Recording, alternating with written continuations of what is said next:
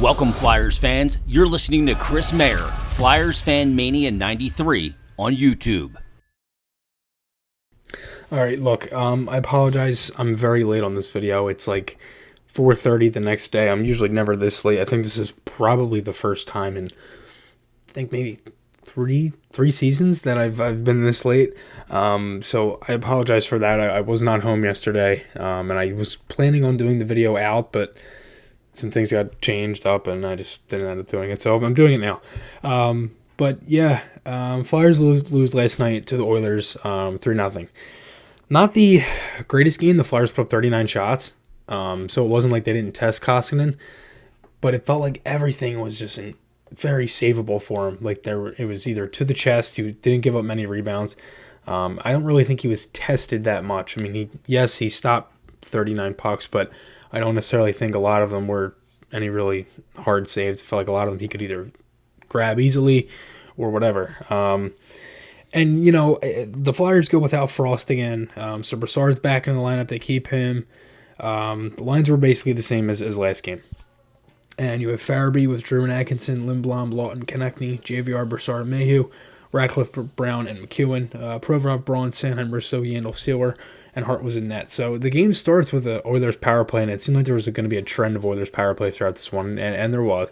The Flyers had a lot of penalties that they took. A lot of them were trips. Oilers had 2 power plays in the first and the second period. So obviously that's the other thing too. It's like you have another 8 minutes of play there where you're just straight defending and you're not, giving yourself any type of chance to really even do anything. And it's tough to really get anything going, because the other problem too was when you're defending so much, obviously it's taking away time from just you being in the offensive zone. And honestly, I think the last time that I honestly said that happened with this team was in October. And it was maybe the 4th or 5th game of the year where they just kind of kept taking too many penalties, putting the other team on the power play, and it was just taken out of their offensive rhythm. And it was actually the 4-2 loss early at home in the year against Florida. And it was the 4th game of the 4-game homestand to start the year, and that was kind of the last time, because it was like the team was like iffy then, and then everything was like, then the first losing streak, coach got fired, and everybody knows how that whole train went. But like this game, it didn't like the Flyers weren't out of it, but like once they got to the red line, the passing was brutal. And like from the passing out from the defensive zone, so the forward was bad. Not much was tape to tape. Like they were just struggling on trying to just find sticks through the zone, and they had to dump in a lot. And them dumping it in, obviously that's kind of been an issue all year. They would dump it in, and nobody would really go get it. So that kind of seemed like that was the thing too. They would dump it, lose the battle, Oilers would kind of go out. It felt like the first maybe 5-6 minutes of the game, the Oilers had the puck and the Flyers were just chasing the entire time. But the first period, the Flyers had some quality chances. Nothing really crazy though.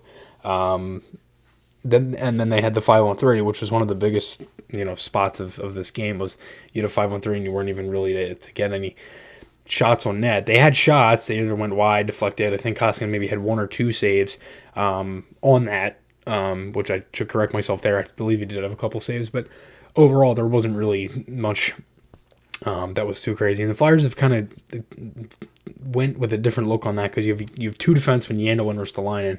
You're kind of just letting them bomb pucks away. And Oilers would end up scoring on a power play goal on their second power play of the period.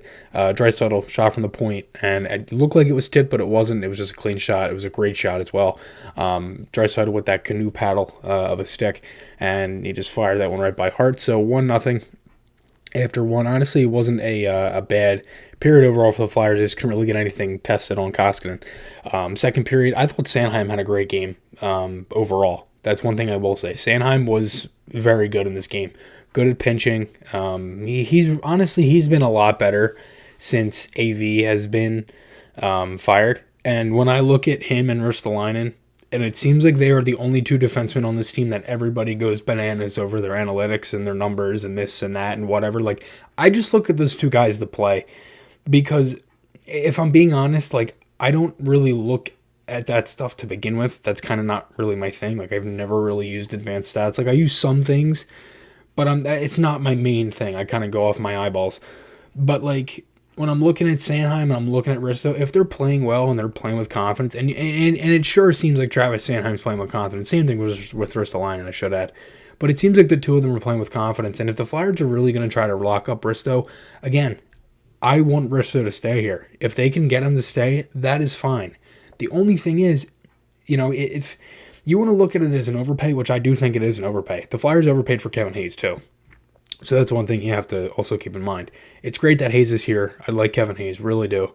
He's a good center, but they did overpay for him. And honestly, it could be a similar situation to that. Like, do they overpay? Whatever, that whole kind of thing. Because honestly, his contract now is a lot. And I understand, his team and his agent and group and everything. They want $7 million on the flat market, basically. That's been what's kind of been talked about. And if that's the case, then you kind of look at it like, okay, the Flyers, if that rumor was true, they offered him 6.3, a little under that, then there's that whole thing as well. So, I don't know. We'll see. I do think it is a little bit of an overpay, but then again, it's like, I don't really think the Flyers have much of an option. So, that's the other thing as well. Second period, honestly, in this game, it was just more of the kind of the same things as the first. Flyers had their couple looks. Nothing crazy, though, and nothing was really towards the net. It didn't really feel like they really gave Koskinen any sort of trouble to make a save. Everything was easy. He could see it. He stopped it, didn't give up much of a rebound. Oilers would score a goal here that could have been challenged. I didn't think there was enough to challenge it because then again, they were already on their fourth power play of the game before they made it 2-0. And you probably would have lost that challenge.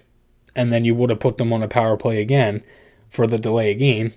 So why would you give McDavid and Draisaitl more offensive time to try to score when you're probably going to lose the challenge anyway? Plus, it was only 2-0. So that's kind of why I'm like, okay, they probably didn't feel like there was much there to challenge it, and the game was still reasonable for them. So 2-0, end of two, and then the third period, Flyers had their looks. I mean, they had a handful of good chances. They had a couple good shifts by Mayhew. Sanheim had a nice pass in front, almost tipped in by Atkinson. It didn't really. I kind of felt like the Oilers got away with a couple calls.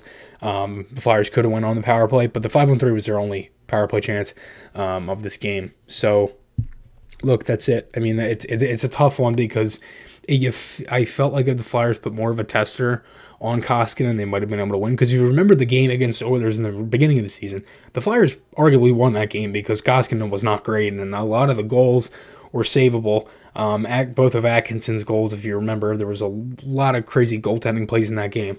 So, yeah, but Flyers end up losing 3-0. Again, I do apologize for being so late on this. It's like 4:30 right now. It's very rare when I'm this late, so I do apologize for that. But yeah, Flyers have the Wild tomorrow, so we'll see what happens there. I don't know if the Flyers are going to re-sign Risto. We'll see what happens coming towards the trade deadline, but this month is going to be crazy for this team. And there's probably only a limited handful of home games and actual games that Claude Giroux plays in Philly. So that's another thing to keep in mind. Last night was 993. March 17th against Nashville would be his 1,000th game in his career and as a Flyer. So if he's able to do that in Philly, then we'll see what happens. But thank you guys for watching. Remember to check out SeatGeek and Garrett Group Construction, both the sponsors. I will put a link to them in the description as always, and the merchandise link. Again, thank you guys for watching. I'm sorry for being late, and I'll talk to you all again soon.